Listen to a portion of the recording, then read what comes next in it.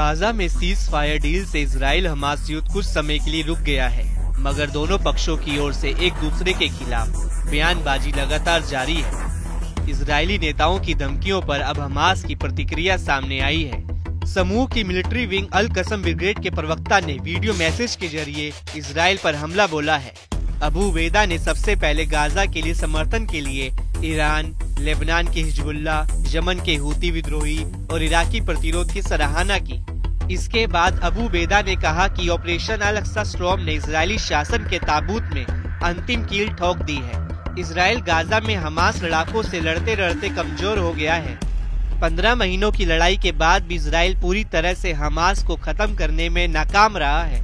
Netanyahu ने बार बार ये दोहराया है कि वह हमास को पूरी तरह से तबाह कर देंगे, मगर हमास को बुनियादी चोट पहुंचाने, उसके कई कमांडरों को मारने के बावजूद हमास पूरी तरह से खत्म नहीं हुआ है, बल्कि वह हमेशा नए अवतार में दिखा है।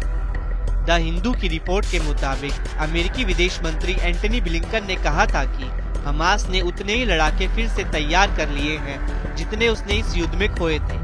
ये पहलू भी बताता है कि इजराइल को अब लगने लगा है कि वह सिर्फ युद्ध से हमास को खत्म नहीं कर सकता है। ऐसे में बंधकों को छोड़ने के लिए उसने समझौते का सहारा लिया है। बंधकों को लेकर इजराइल में भी विरोध तेज हो रहे थे। हालांकि नेतन्याहू की जिद ज्यादा समय तक नहीं टिक पाई। हमास नेता ने कहा कि ऑपरेशन अल अक्सा स्टॉर्म गाजा के बाहरी इलाकों से शुरू हुआ, मगर इसने पूरे इलाके की सूरत बदल दी। इसने इजराइल के साथ साथ संघर्ष में नए समीकरण पेश किए, नए युद्ध का मोर्चा खोला। हमास और प्रतिरोध गुटों ने गाजा में एकजुट होकर लड़ाई लड़ी। लड़ाकों ने युद्ध के अंतिम घंटों तक बड़ी वीरता और साहस के साथ दुश्मन पर घातक हमला किया। गाजा के खिलाफ इजराइल के क्रूर हमले के 15 महीनों के दौरान फिलिस्तीनियों का महान बलिदान बेकार नहीं जाएगा। وإننا ومع كل إخواننا في فصائل المقاومة الفلسطينية نعلن التزامنا باتفاق وقف إطلاق النار والجاهزية لتنفيذ بنوده والالتزام بشروطه من حيث وقف القتال والالتزام بالجدول الزمني للتبادل وتأمين أسرى العدو وصولا إلى تسليمهم مقابل أسرى شعبنا الأبطال الأحرار، وذلك في كافة مراحل الصفقة المتفق عليها، مع تأكيدنا على أن كل ذلك مرهون بالالتزام من قبل العدو، وإننا حريصون على إنجاح كافة بنود الاتفاق ومراحله حقنا لدماء شعبنا وتطلعا لتحقيق أهدافه وآماله، وندعو كافة الوسطاء إلى إلزام العدو بذلك.